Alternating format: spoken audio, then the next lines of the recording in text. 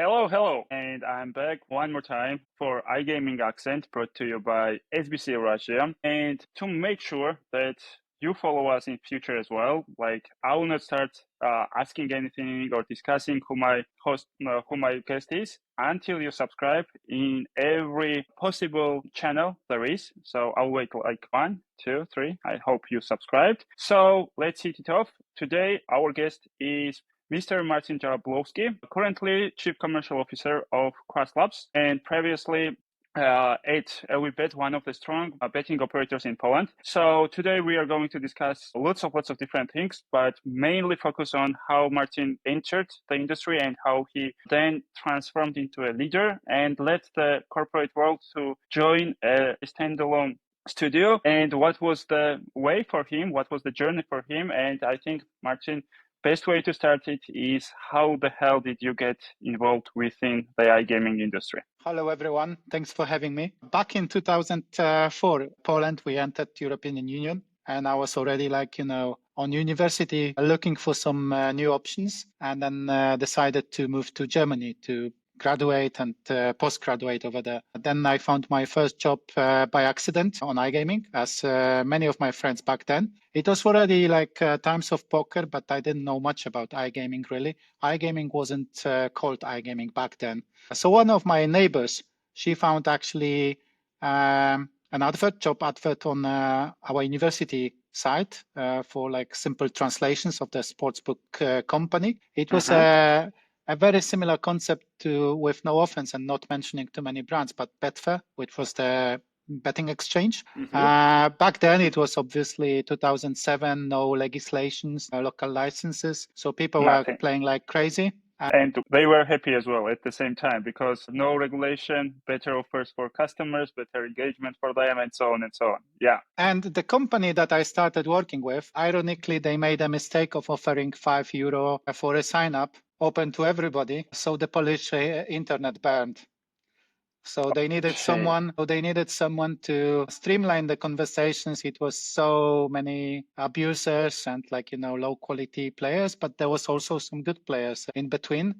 So this is where I started. This was very, very quick entry because I did translations, but obviously there was so much traffic coming in that I had to deal with this traffic and then also start marketing. Back then, it was not really very much specified which role was responsible for what. We were like a specialist for everything. So things are on fire, everything is burning, people are complaining, and somebody has to do something about it, and everybody does something about it. So I still remember the good times regarding the iGaming. It wasn't called iGaming there. Then you, even though you didn't have a specific job title, you could do that thing if you fit, or seems like you could do it, because everybody was already fed up with everything that was on their table. And if somebody just fixed something on and took off some of the stuff from their table, it was like a bliss there. One thing, so you mentioned that the regulations was not that far, and also the fact that when the sign-up bonus was made, everybody could take a $5 advantage from the just registration. What was the backlash of it? So how many millions, let's say, was lost during that time? I mean, cost for that was massive. It was a cost not only in terms of revenue losses, but was a cost of extra human hours, hours to be spent on the dealing with the incoming queries, verifying the documents and stuff like that. Also complaints about slow payments. And ultimately, there was the time with this non-regulation almost in every country, except for Germany.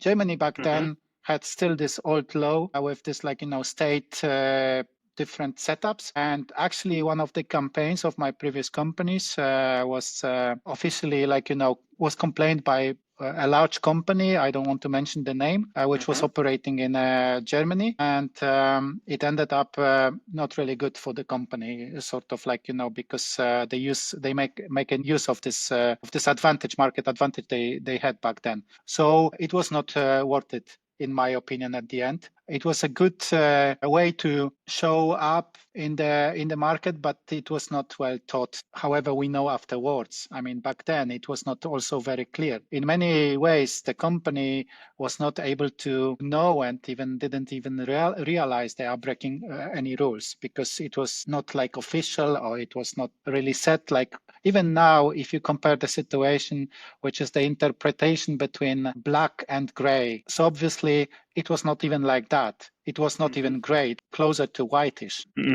Okay, understood. Yeah, but many times when companies try to like quickly engage with customers or quickly acquire the customers, are throwing away too much money with the offers without not realizing what comes afterwards. And like I've seen many casinos fail in that way, because like no wager requirements, no KYC, nothing, just register, deposit, and we will give you like 500 USD, like mature deposit or something like that. And they fail like under 1 month. And we've seen like many casinos just close down after 6 months of operating. And that also drives the issue that there is no trust between the new brands that are coming into the market and the experienced players that already have experience with them. And that is like always a strange thing to come up to and talk about, because like sometimes it's like a little bit a taboo, because it's my offer, I did it, and I did it great things because I acquired 2,500 customers in just one day. But what the hell, how many stayed after 1 week, how many stayed after 1 month, how much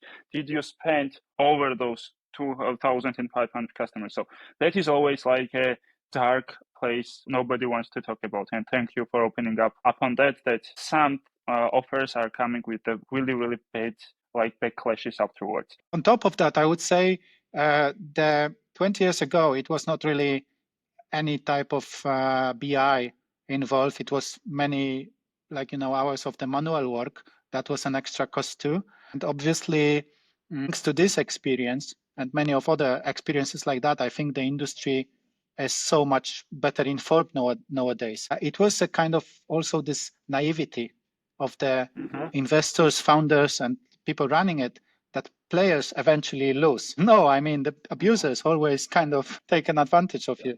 Yeah, they always win. The abusers, of course. I think that you are really like, you've been into the industry too many years. Let's say, I'm saying this only on a good way. So you've been experienced with many different markets. But what market, like you said, like for example, BI has not been there like 20 years ago, and like regulations was not there. It was much open, much more competitive.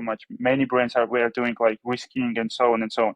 But at the end of the day, what happened? How the market evolved itself? Like I'm trying to focus on the Polish market, because that is the market that I have not had any, let's say, anything. I don't know about that market. I just know you from that you know about it. So like what happened?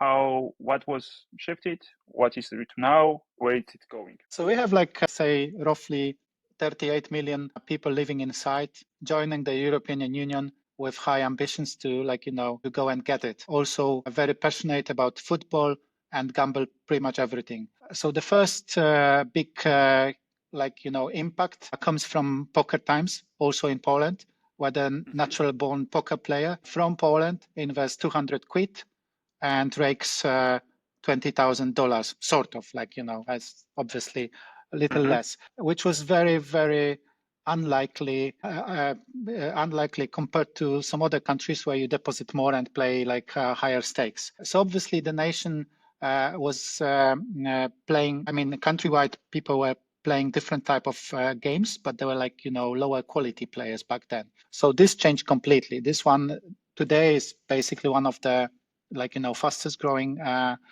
environments overall. But then in 2010, what happened is there was a first attempt of regulating, or as we call it, civilizing the environment. But back then, today's prime minister, there was a scandal over the parliament. He was afraid of losing the voters, and he decided to shut down everything, including the poker events on the So it was like a black day for like what happened in America. Same happened. Yeah. He shut down everything. He was afraid of the industry, The negative point was that before we could play normally, like in the casinos, like poker games was allowed, cash games, everything. The market was growing fast, quite fast. It was the home of EPT, Unibet Opens, and everything. And then suddenly they shut down everything. So once they reopened, they called the game of chance, which is like nothing, which has nothing to do with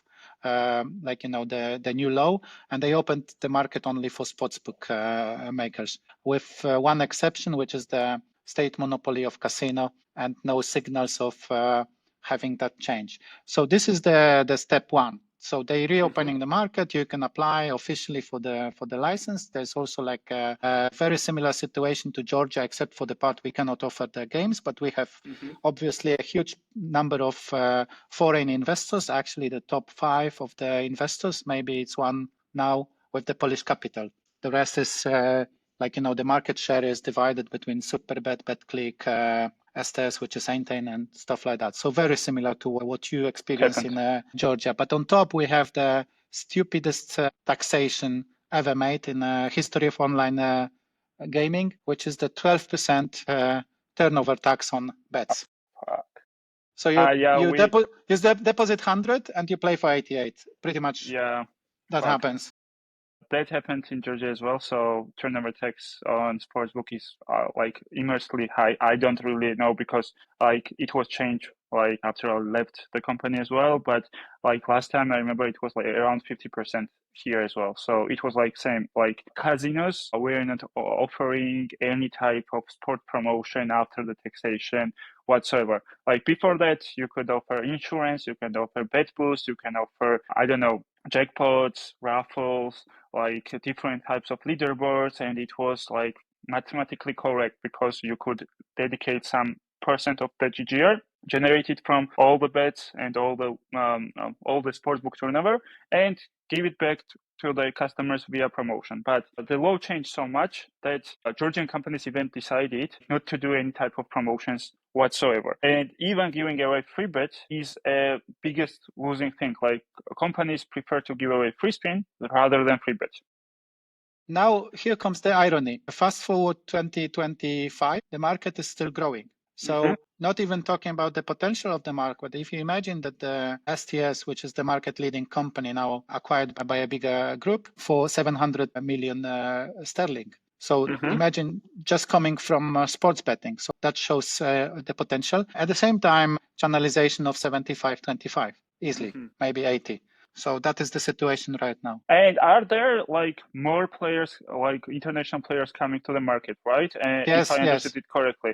So these companies are they are watching each other and they want to dominate everywhere. And when one company comes to the country, all the competing companies come to the market and they reshape the market. And even though, by the way, is there marketing ban also on advertising as well? No, there is no marketing ban. Okay. I mean, that changed in 2000, and you can be a sponsor, you can be a supporter of the many teams, you cannot, and that is one of the points that people actually use for branding.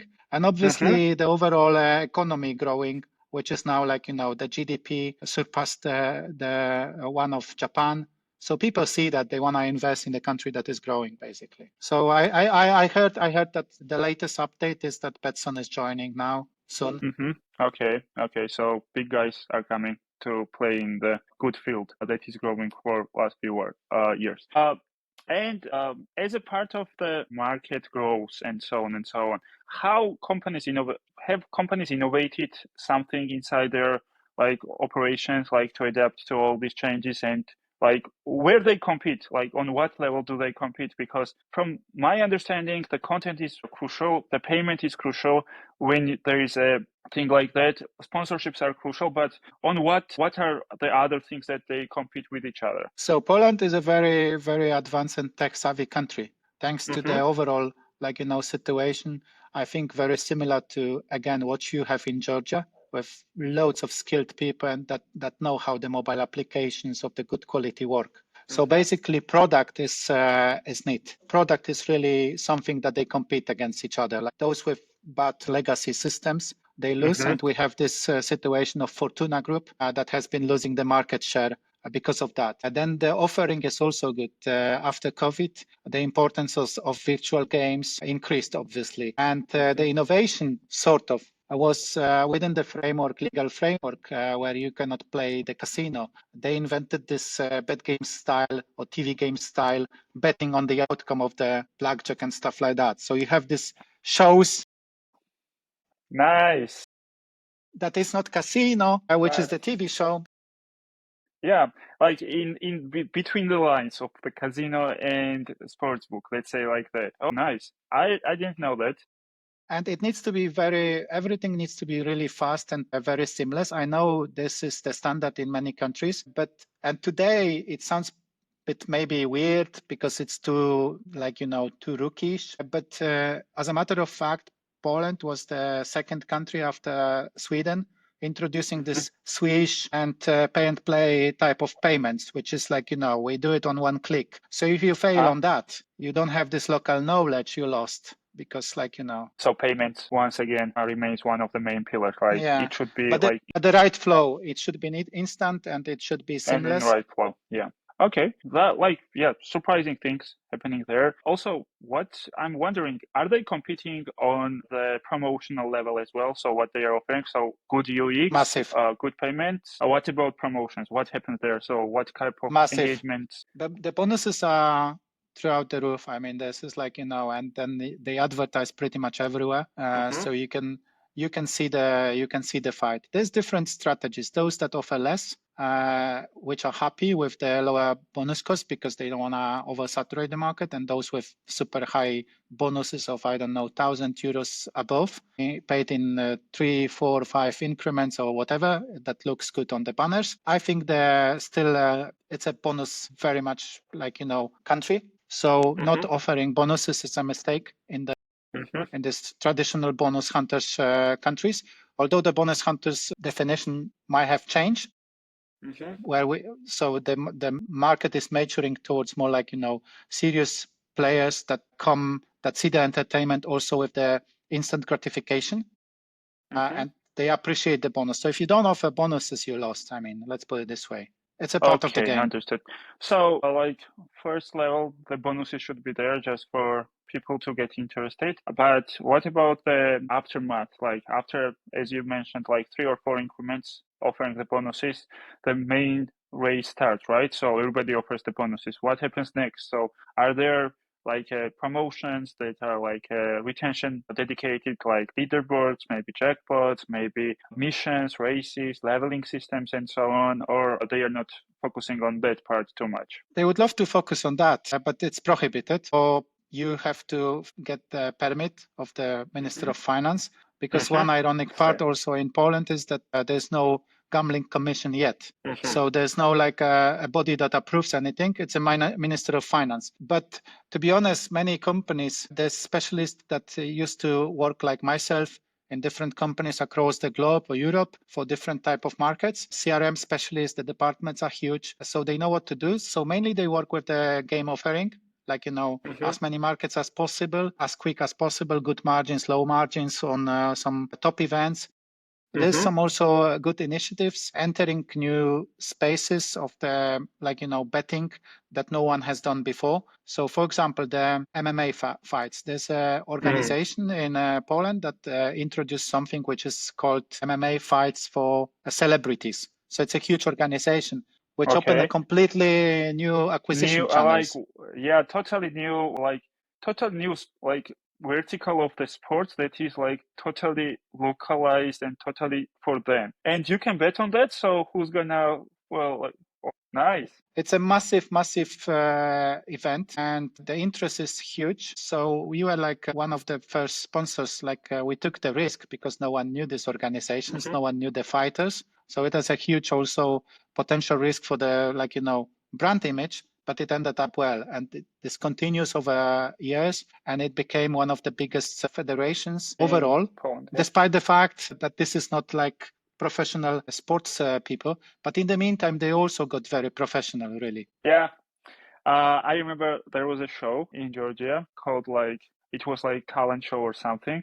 And like season after season, people got so talented, really talented, like they wanted to learn something that you were not just watching like noobs doing some stuff, but you were watching like real people like competing on a really high level and trying to win at the end of the day. But introducing betting to that is such a neat thing to do and such a good thing to do because you are monopolizing the sport itself because you will be only one doing that on the market. So that's so cool. I'd imagine if the community is so big, because we will come to the point about like, potentially talking about the communities, then you enter the community that is at first glance unlimited.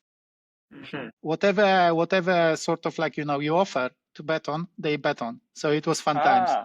I remember one thing right now that seems like that PvP battles in Georgia is getting really, really popular as well. So it's like a rapper versus rapper doing it in live. And companies get so attached to that, they still didn't introduce betting, but they introduced like a voting, cheer about your fact, will win, withdraws, and so on and so on. And I think that is the direction they have to go if they want it, because like betting on your favorite artist winning battle or not might be risky, of course, but what you say, it builds the community because like I didn't believe the numbers when I first saw it that people are watching like people battling each other. Like it was like why? Like we have gone through all those years, right? Back in the years when the rap was on the hype and everybody was like doing the freestyle and everything. Like we listened to Tupac and so on and so on. But now it's coming back. It's like a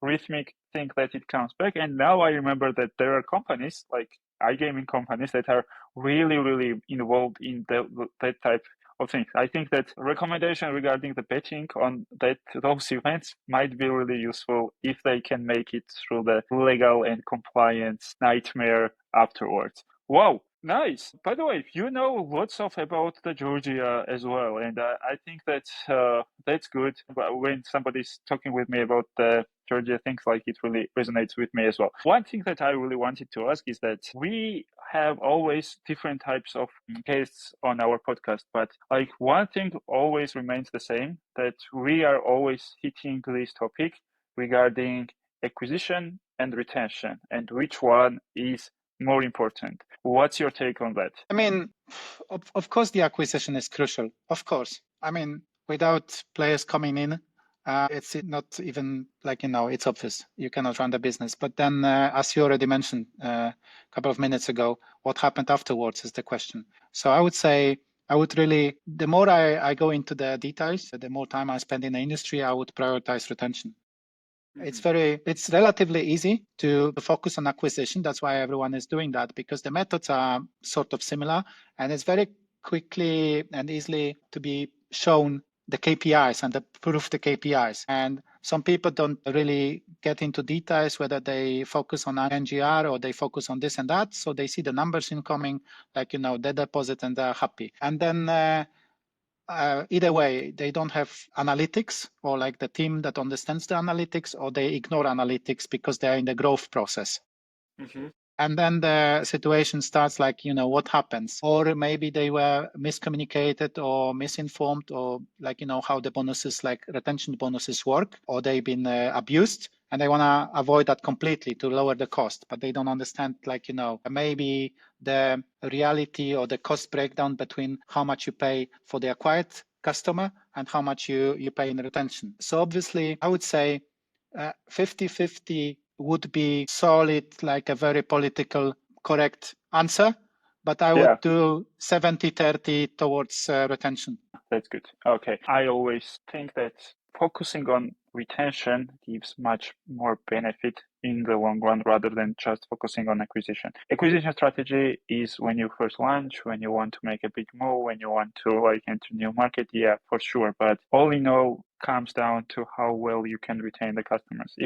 But also maybe seasonal approach, like, you have some World Cup competition, or like, Euro Cup. Such a great New Year. So then obviously you push, but you cannot just work this way all the time and think. All the time, yeah.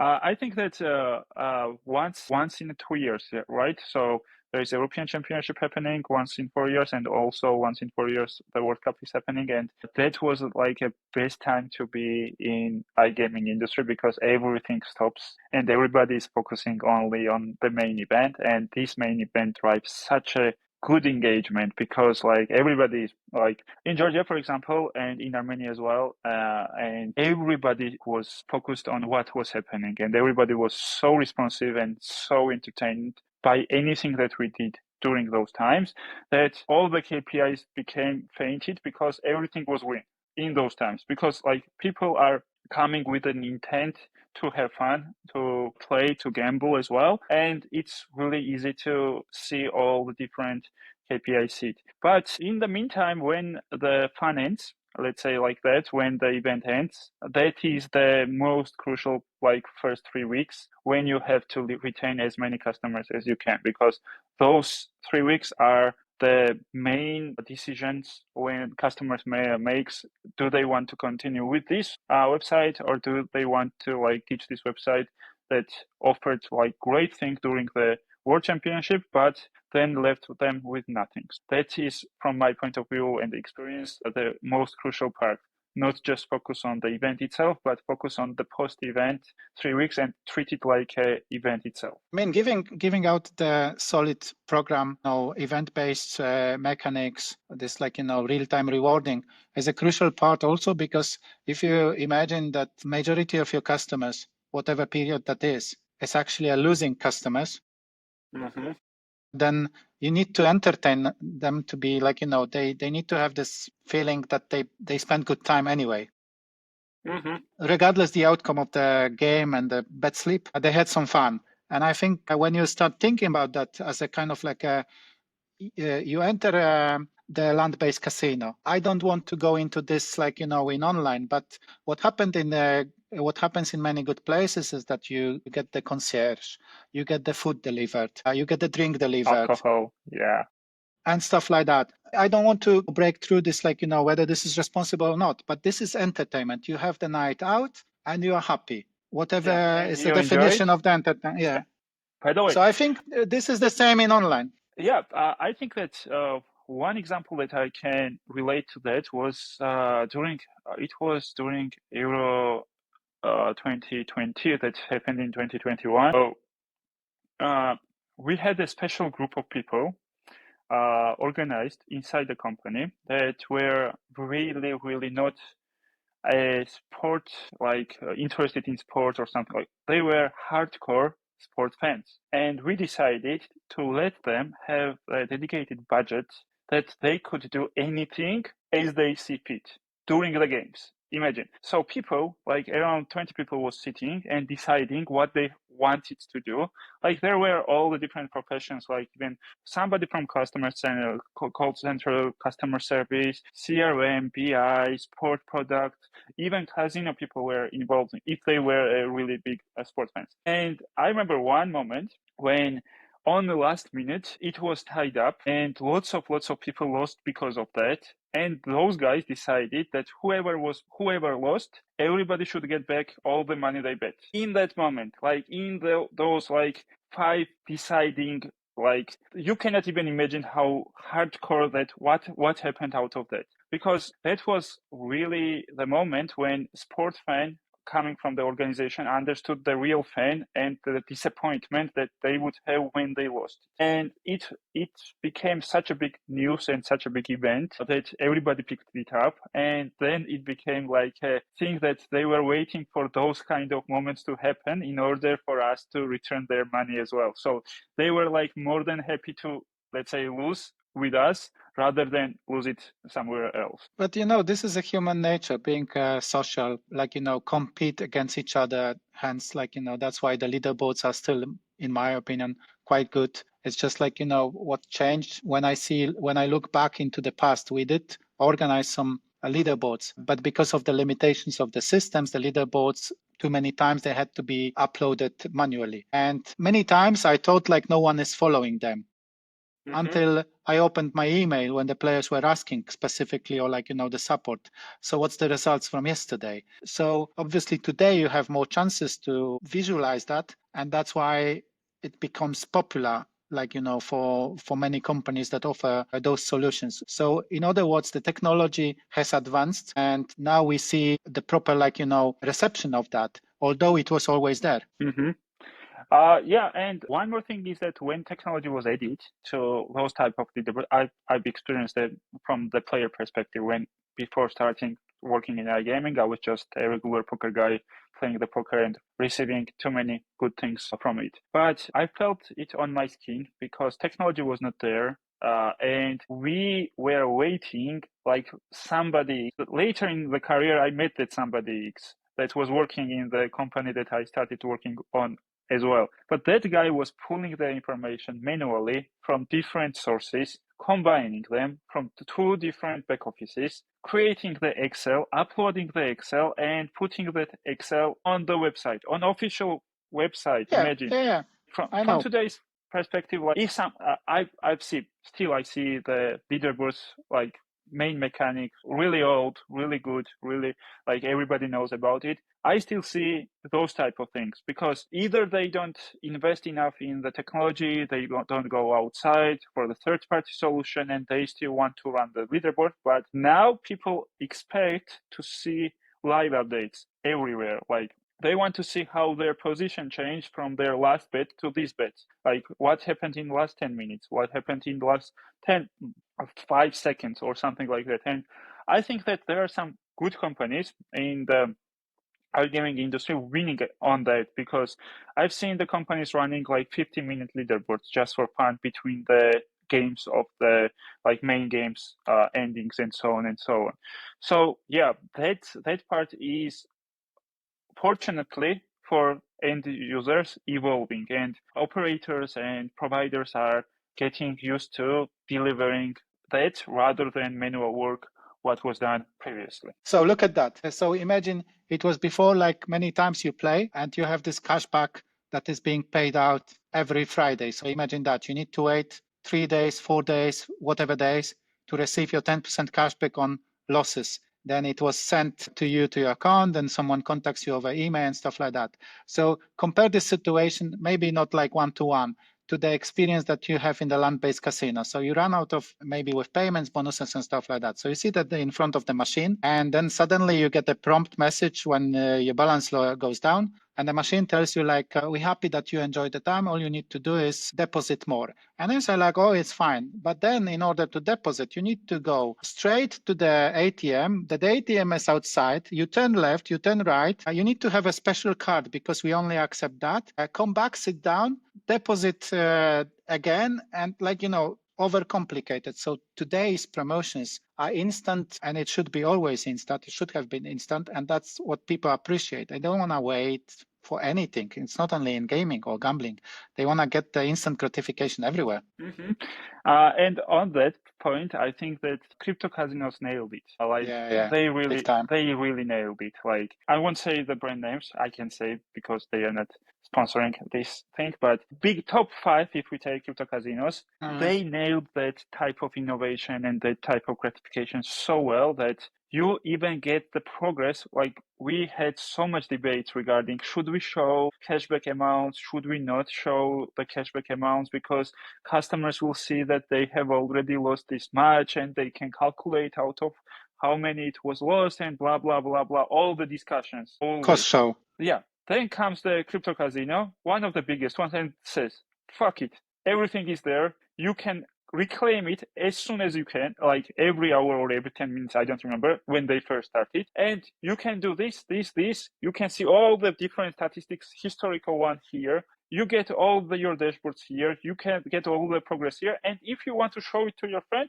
just share the link to them. And that totally changed the mindset. Okay, guys, if they are doing it, why shouldn't we be hiding this? So that is something that I love about the iGaming, because somebody comes, change things up, like messes with everybody. Like, why shouldn't we do that? And things like a player perspective, like they know when, for example, I lost, I didn't know how much I lost, or I didn't know how much I win, or I didn't know how much bonus I should get, and that was always hide and seek game with the operator, right? So we are calling them, please check it, how much will it get, can you get it today, I don't want to receive it on Monday, do I receive it today? Because I want to continue playing today, not on Monday. But this is so on spot, because if you want to attract more players, like, younger groups of players, which is still like a huge group in the iGaming world, but many people say like, I want to have even younger audience, or how to approach the Gen Z or whatsoever. So you nail the promotion they are used to have in other world outside of the gaming. Before we had this like, type of a player, maybe they still exist. I mean, obviously they still exist, but these superstitious players are coming from the Spielhalle in Germany. So they're sitting on the machine that pays, and someone is waiting from the behind. Oh, should I sit down now because the machine is cold? Or should I? So many people are superstitious still, like, in terms of like, breaking the session. So one of my previous ideas was, it's not related to bonuses and stuff like that, but I was watching many sites, many different type of behaviors. So, when you scroll down on Facebook or many other different sites, you have this mini screen coming, like, you attach yourself to some video, and then suddenly it goes with you and you keep. And yeah, keep looking at it. So I did this I did this mini screen for one of the casinos I worked for, because I said, like, if you go and wanna top up, deposit again, and you don't wanna finish your good session because you spun already like 200 spins or 300, 400 spins, you don't wanna end the game. You want to continue from the moment you left, and you don't want to hot stick continues, or your cold stick will now transfer to the hot stick. Yeah. Those kind of small tweaks, I still believe those kind of small tweaks have like a huge impact on the player, because player understands it, and that is where the magic comes. But I didn't make up this story for you to believe me that I did the mini screen for that, but it was reality. I saw the mini screen in a different use, but my first impression was how to apply it for my business, not only to be fancy, like, to copy good things from outside, from whatever sites. I wanted to have it for this type of players, and it worked. So today, the crypto casinos nail it because they produce something for the players, and I think this is the key.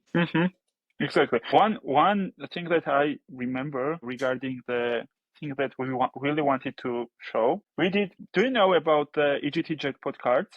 The 3 of the kind you have to find in order to win like 4 different progressive jackpots and so on. So we wanted to, we wanted to show that experience to the customers. And what we did is that we created our own personal jackpot that, like, instead of the game of chance, you could enter by wagering certain amount during the day. So for example, if you wagered 500 USD, you were experiencing that, but instead of the real money, you were winning the free spins.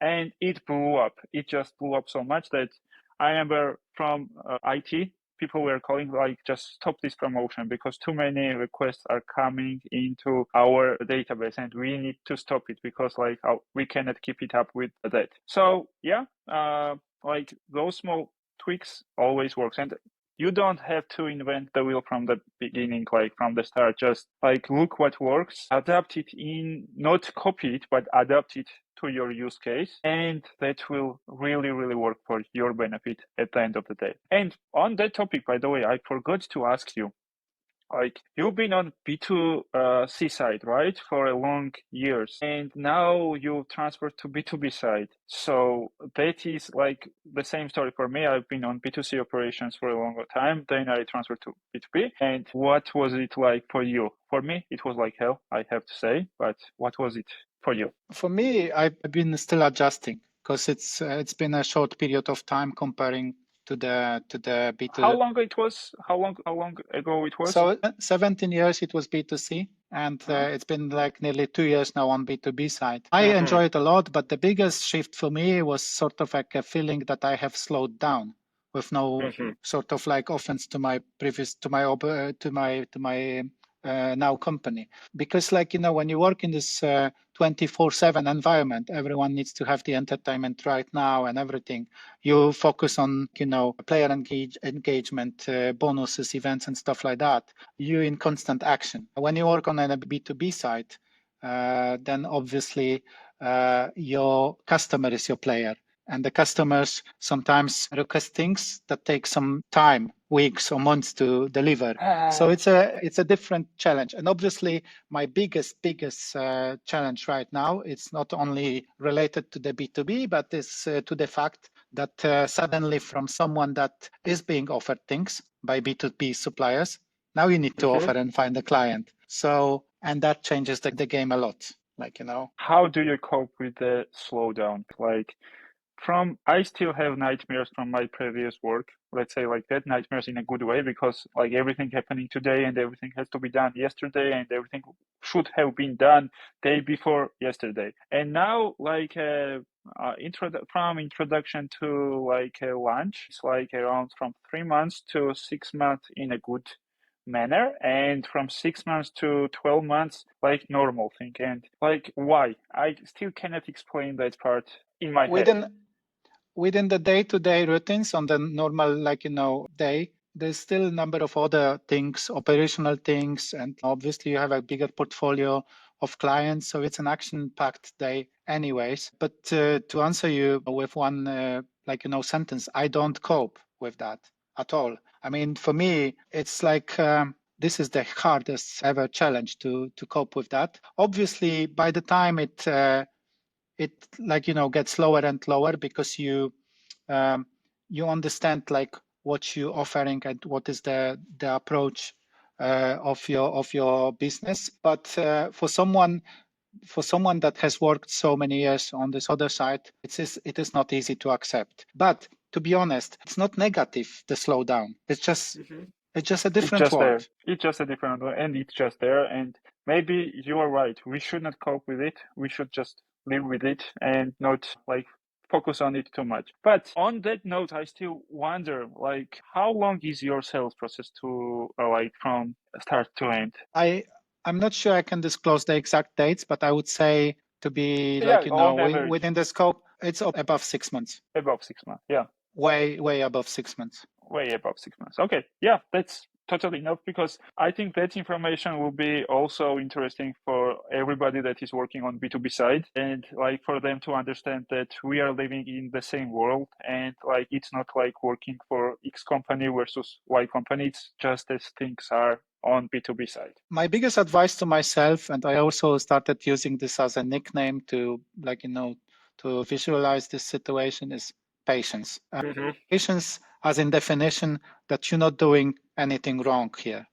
This, the denial is not coming with the fact that this is something personal or you're not doing your job right, because you might have a good product, good pricing, and good marketing strategy, but you will still not succeed in sales because of a different type of decision-making processes, structures of the companies, or simply competition. So persistence and patience is the key on the B2B side, in my opinion, as everywhere else in the business, but here even more important. Okay, I will try to relearn patience afterwards, but this is like a everyday challenge and everyday thing that we have to deal with, because like resilience But comes from it and also experience comes from it. but what I like in this, so let's take a step back in terms of that the KPI wouldn't be just only the closing the deal.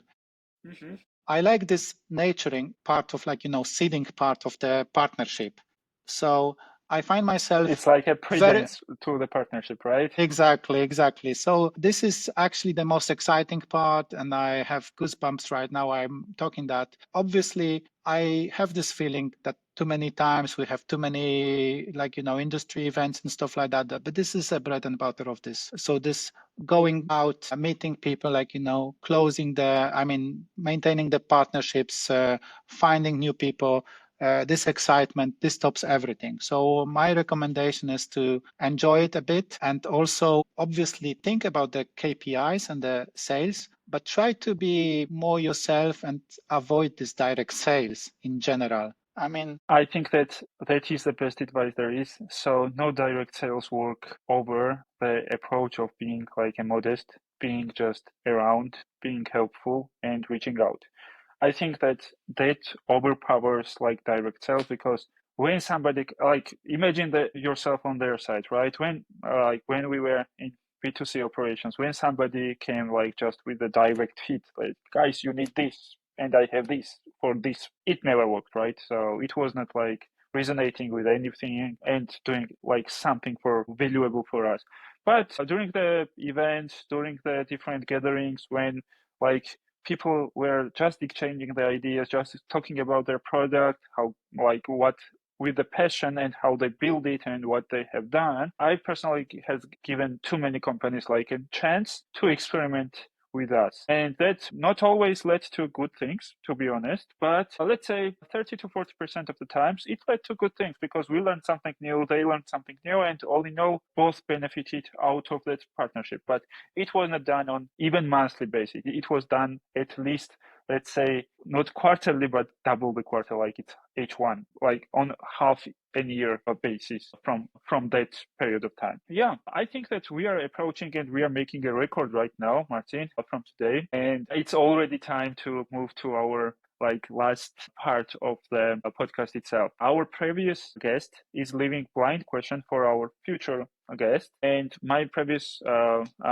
guest was Dianis, sorry, I'm pronouncing one more time his name wrong. He will kill me afterwards, but that's okay. So he left a blind question for you, and I'm going to ask it as it was. So if it were not the iGaming industry, what you would be doing today? It would be too easy? It's a good question. So my very first plan was to finish the university and the political science in Hamburg. So I think I would go this international relations and public policy way. I like this. Maybe improve my negotiation skills on the political field. This was me.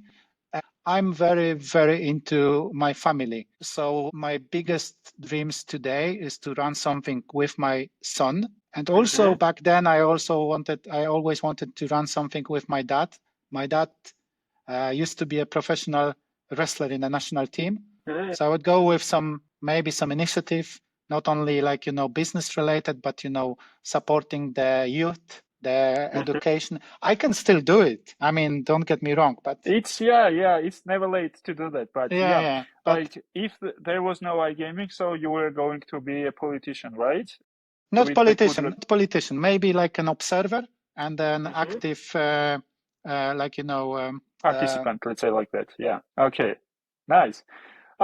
Nice. By the way, I'd never thought about that if I was not in iGaming industry where I would be, Me but neither. most probably like from my previous experience, I always wanted to be in the agency of some kind of marketing agency because like I was like from the early years in marketing too much and I've been on marketing side too much and I've never worked on agency side and that was always some kind of interesting. This is from what I remember. But before that, I would be a basketball player and maybe like play on the international field. That would be much better if we didn't have traumas on both knees. Yeah. Okay, that's great, Marcin. Thanks for honesty and thanks for the answer. And also, now comes the hard part. You have to leave the blind question for the next guest as well. So, what is your belief that you used to hold about the iGaming industry that you no longer agree with, and what changed your mind? Okay, nice. What was yours, by the way? That this is so. I had this problem that I don't contribute to anything. So I contribute to the bad habits. Today, I think it's an entertainment sector, and I'm happy to be a part of it. So I accepted that. Nice. I think that when I was first starting, I had that dilemma, but not coming from me, but coming from the friends and family and everybody. But in the end, I always thought about it because I was on the player side. I played for a long time. I know the risk and I take all those risks and I lived with it because at the end of the day, it's an entertainment. Like it's much better than going out and drinking like every day, for example. So yeah, nice to know, Martin. Okay, I think that it's time to wrap this up and it's time to like finish this our longest podcast so far. So Martin, thanks for attending. Thanks for being such a good guest and thanks for opening up the insight. I think that we covered most of the things, but there are some more things that we need to cover in future. Maybe in future seasons you'll revisit us as well. This was iGaming Accent brought to you by SBC Eurasia. I was your host, Vakho, and please subscribe to us in every channel and see you in 2 weeks. Cheers.